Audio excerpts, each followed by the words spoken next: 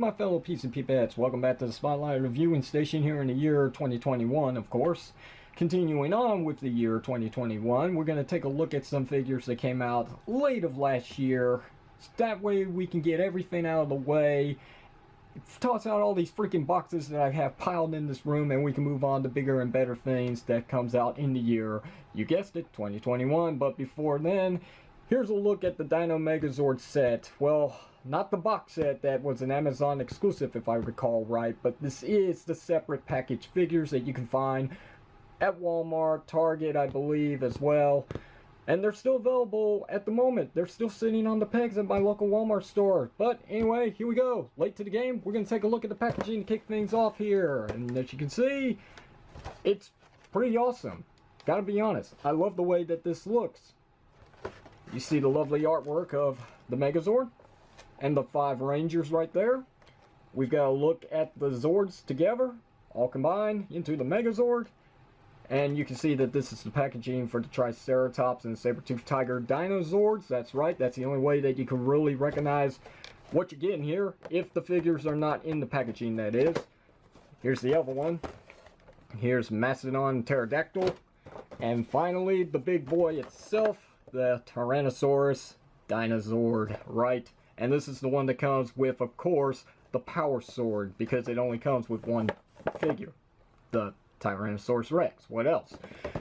Packages are all pretty much one and the same here. So on the back, you've got your product shot here of the Megazord and the separate Zords, plus and plus combined. Megazord, of course.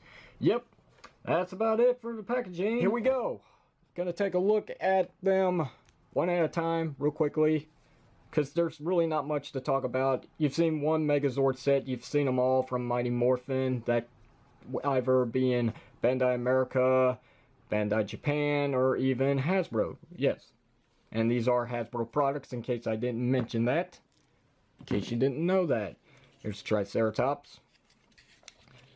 The one thing that you will notice right away is that there are, of course, some additional stickers going on here throughout this set. These are, in fact, the BD15 prop stickers that you can get online.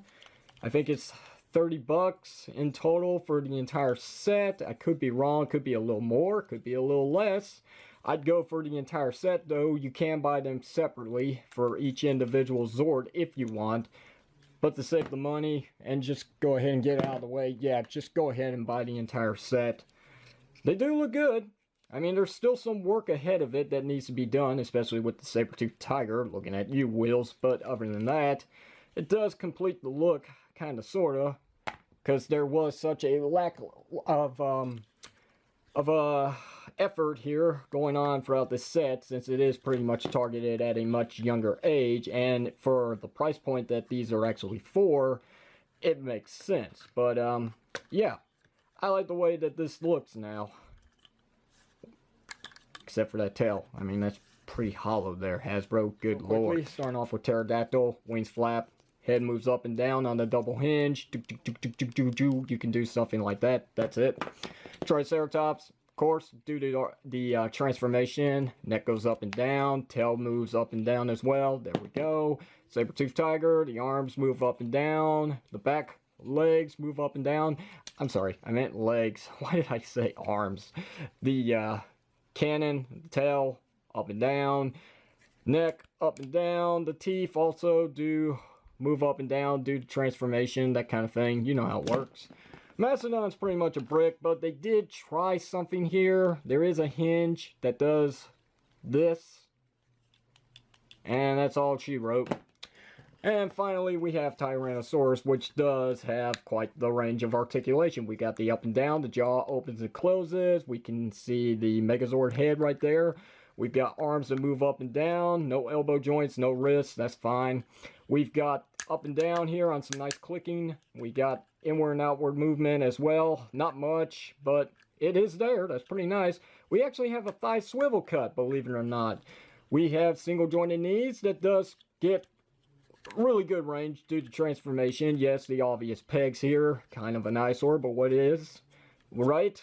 And we've got the ankle movement there. No rocker pivot, but that's okay. And if you untab the tail, you get some up and down there. you know how it transforms. I really don't have to show that off. So instead, what I'm gonna do is I'm just gonna cut here and I'm gonna show you what this monstrosity looks like. Be right back. Here we go, Megazord in tank mode. Yeah, it's a hollow mess, especially there. I mean, yeah, sure, for a kid, it's gonna be okay to them. They're not really gonna care what it looks like, as long as it has some kind of play value to it. And it doesn't. It doesn't have any rolling wheels. It doesn't really do anything. I mean, if you want to move the turrets up and down, yes, I call them turrets. I know they're arms, but, you know, they are what they are.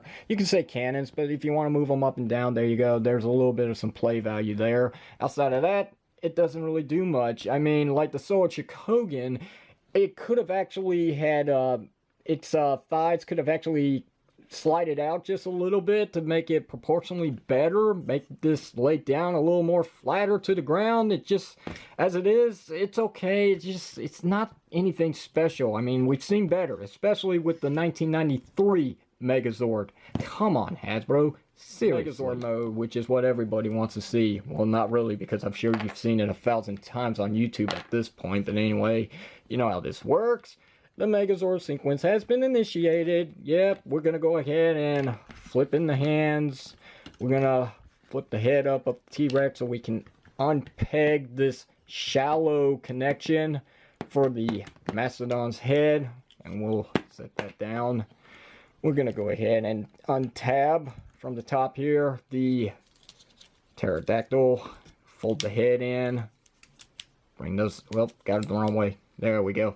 Now they lay flat. There's that. And at this point, what we can do is we can take the tail and peg it in the back here, like so. And then we're going to raise this. Well, first we're going to raise the camera because it's going to get big. It is a big Zord for what it is. And we will bring the legs all the way through. And of course, yeah, that's one inconvenience with this set that I really have against it, is that these ankles, or the feet to the Tyrannosaurus, just, they come off way too easily if you are forcing this thing, so be very gentle with it. There we go. Now we can bring the hips down like so, and then we can flip up the heads, and the legs, and the teeth. We can take the saber-toothed teeth and bring them up. There we go. Glad they don't disconnect like some other Megazords. Bring down the arms. Now, I'm sure you can see this. I can see it on camera myself. Bring this panel down. Take the entire head of the T-Rex. Bring it in. Close it back. Take the horns from the back of the head of the Megazord and slide them around. Tab them together like so. There we go. And proportionally speaking, this looks great here. This looks really good. But, of course, we got to add some bulk to it. We got to put on the pterodactyl, of course. So, 2 tabs. Right here and here. Make sure it's tabbed in. There we go. And we'll turn to the back here and we will put the cannons in their proper place. Like so. There we go. And here we, well, it untabbed. What in the world? That's the first time that's actually ever happened. Readjust to your liking. Here's the Megazord in its complete transformation. Doesn't want to stand up because there goes the packages. Be wary of that. If you have a small platform here, they will fall. Anyway, here's the Megazord. Can't see his head. There it is. In complete transformation, as I tried to say before that little mishap earlier. It cannot really stand up too good because there's no heel support. I mean, the Triceratops does have a little bit of some support here, but the Saber-Tooth Tiger, or SOC as I'm going to call it from this point forward, had those little panels that would flip back and have heel support. Doesn't have it for this set.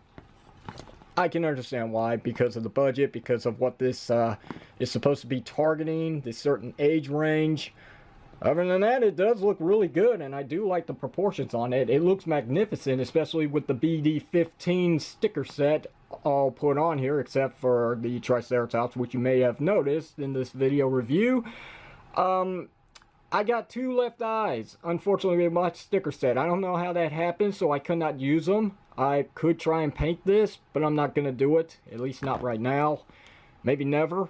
And anyway, all around, I really do like the way that this actually turned out. For something that's targeted at kids, this really does make a nice filler point for your Lightning collection or Legacy. It's up to you. Do I see them doing a Dragon Zord like this? Who knows? I guess it all depends on how well this sells. For as it is, all I can find right now in stores is just the Mastodon and the, what was it, Pterodactyl that comes in the two.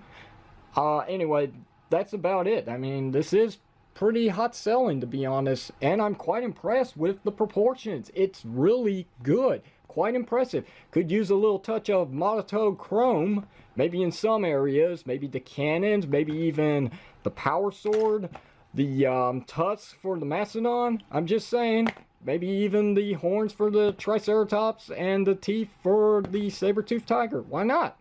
Get creative. Make it look very professional. You know, it's yours. Do what you want with it. But yeah, I definitely say get the sticker set if you can. Anyway, let's take a good look at the entire figure in all of its nicely detailed glory, even if it is lacking in paint. But hey, it's pretty cool. I do really like this Megazord, and it does have a little bit of articulation. Unfortunately, for some reason, the head doesn't have any articulation. I don't get it. I don't understand. Unfortunate. We do have a swivel here at the shoulders. We do have inward and outward movement on some nice clicking joints, which you can get a good range of movement. We actually have a bicep swivel cut. Single jointed elbows that does get 90 degrees of bend. We do have some movement here due to transformation at the wrist, but it's kind of hard to do because of how tight the joints are, which I'm quite impressed with. If you untap the tail, which is something I forgot to mention in the Tyrannosaurus mode, yes, you do have a waist rotation. Not much, but it is there. That's pretty cool.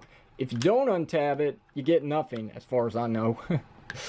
Other than that, we do have some movement at the hips, but you're going to untab the pterodactyl. Why are you giving me trouble right now? I've never had this problem before. I don't understand what's going on here. Well, I get it.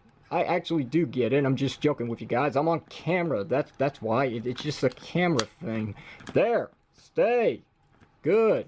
Be a good pterodactyl. Maybe if it had one more connection somewhere around here, or maybe even something that slid out and just pegged in right there to stay connected. As it is, it's shallow and it's useless for the Mastodon, but maybe it could benefit for the pterodactyl's chest. Other than that, do have some nice kicking. Straightforward, good. Get this much going back, which, you know, it's hitting the back of the tail. Not much you can do about that. You get this much of a split, no JCVD, but it's still pretty impressive for a set like this. Do have nice swivel cut. We do not get any knee joints unless you want to go this route, which, you know, it's something you can do. Pretty cool, right? We do have rotation here at the top of the Dinozords at the bottom for the legs. And then we got the hinge joint for up and down movement at both feet.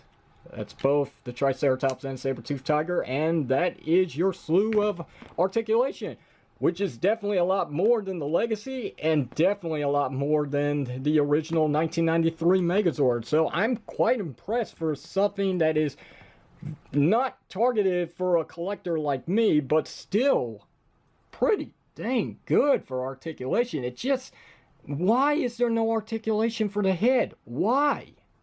Other than that, we've got the power sword here. Doesn't have any details on this side, but if you turn it this way, then you get your little swivel things or whatever you call them. They look good. Looks great. It could use some touch up with chrome, but other than that, that's something you can do if you want. Putting it in the hands a little bit of an issue because it's very tight, but once it's in there, it does look impressive. And then, of course, we can take the mammoth's head. Sorry, Mastodon for those who watch Power Rangers, and we can put that in the left hand, and now the Megazord is all armed up and ready to combat evil forces from Rita Repulsa, Lord Zed. So, other than that, let's go ahead and do some size comparisons. I'm sure this is what you guys really wanted to see, because there's been so much complaining about the scale of those monster figures from their very first series, which was Pumpkin Rapper and Sphinx. we'll go ahead and show this off because this is actually probably the reason why. So you can put them side by side with the Megazord. Yeah, sure, it's not perfect, but it does work to a certain point. I mean, yeah, of course they could be bigger, but for what it is, I mean, they're a lot bigger than the Ranger, so it kind of works here. That can fill you in the meantime until we get an official Lightning Collection Megazord set. It'd be good if it would happen sometime this year or next year, but I still don't see it happening just yet. I don't know why. I think we have a better chance of getting Dragonzord in this series here. And if they want to go and continue, why not do Titanus? Why not do Zeo? And, you know, go into Wild Force, which is my second favorite Power Ranger series. Yes, because it brought me back to the franchise, so I owe a lot to it. And I do like their Zords. They were pretty cool looking. Other than that, I mean, there's not much else to say. I mean, I can't tell you guys whether or not you should pick this up because, again, I like it. Your results are going to be different depending on what you collect. I mean, if you're a high-end collector, you're not going to like this. But if you're looking for a filler right now, in the meantime, before we get a high-end collectible from Hasbro, this will suit you just fine. I just wish there was something that they could do about the articulation at the head, which is none. Other than that, questions, comments, you know what to do. Hit it down below in the comment section of the video. If you like today's Spotlight review, hit the thumbs up button. What the heck? I mean, there you go. Yeah, thumbs up button. Don't forget to give me a sub up. If you didn't like it there, then just, you know, hit the thumbs down. Don't forget to throw in the towel. And until next time, this is the unprofessional toy reviewer, Raiders Power, signing off saying thanks for watching this, and I will see you whenever you see me. Take care. Bye-bye.